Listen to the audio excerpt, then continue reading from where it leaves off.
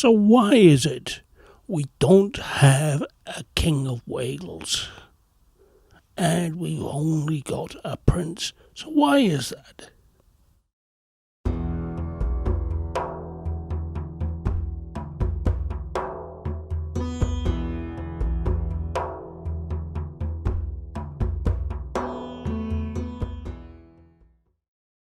So, to tell this story, we have to go right back to pre-Roman times and back into the Iron Age.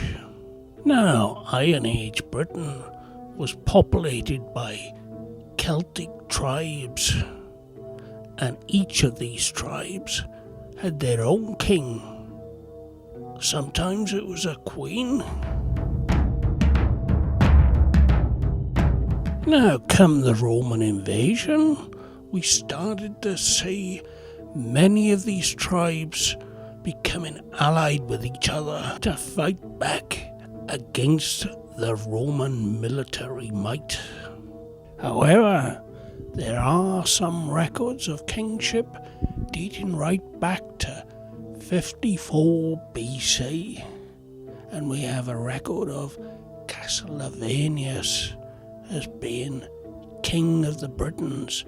Now, how much of Britain he ruled and how many tribes were allied to his cause, we don't know. But the one we know most about during this time was one called Caractacus, or in the Brythonic language, Caradog.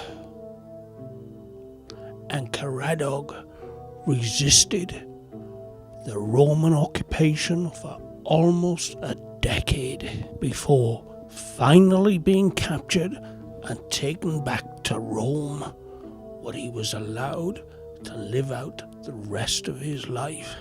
So then, this was the first idea of kingship in Britain.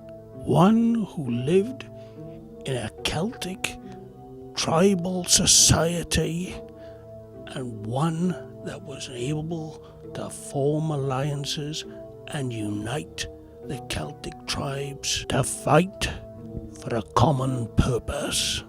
Now, after the Romans left Britain, we're told by Bede that Vortigern was the High King of Britain.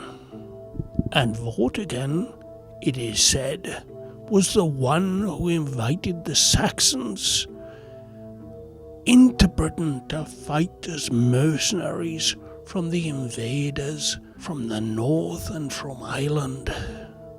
You see, at this point in time, the concept of Britain would have been the way the Romans left it. So everything, basically, from Hadrian's Wall down. And so those north of the wall were attacking on the borders, and the Irish saw these green and pleasant lands that they thought they'd like to settle into. And this then is what inspired Vortigern's wisdom to reach out to those Saxons on the continent and offer to them to come over and fight for him as mercenaries. And in return, he would give them some land back to settle. Well, unfortunately, this turned out to be a little bit of a miscalculation by Vortigern. What he didn't understand at the time was that these Saxons, well, they quite liked the land here, and they wanted to bring their families over, and they wanted more and more of the land. So now Vortigern had much bigger problems to deal with. He had not only the invasions coming from the north and the Irish coming over onto the western shores, he had the Saxons, hardened mercenaries, wanting to fight against him and take his land from the east. So it's from this point on that we see the slow demise of the power and might and control of the High King of Britain.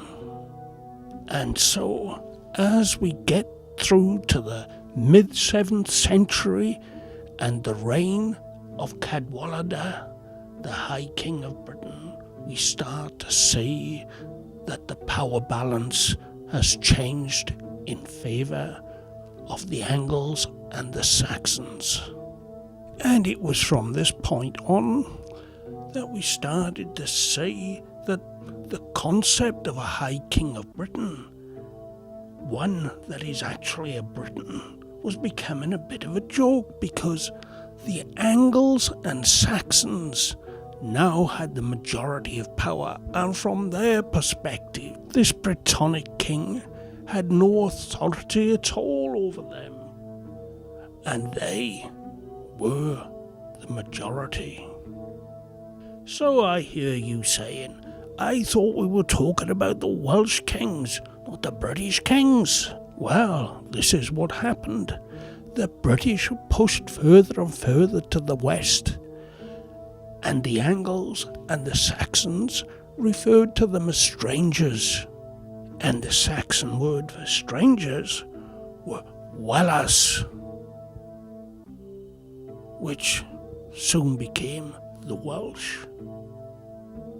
So the Britons still retained a high king, only in response to the Saxon word Welsh.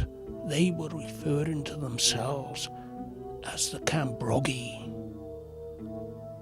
or which is ancient Brythonic for countrymen. And this, of course, evolved into how the Welsh refer to themselves today, the Cymry. So this concept of a high king of the Britons continued through all the battles and wars against the Saxons and the Angles, and it continued right up and through into the time of the Normans. And so we know that in 1066 a certain William of Normandy cast his eye on the throne of Britain, or should I say, what was now the English crown.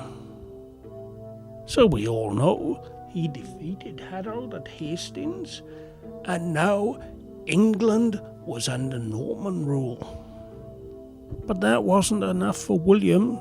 He wanted the entire country.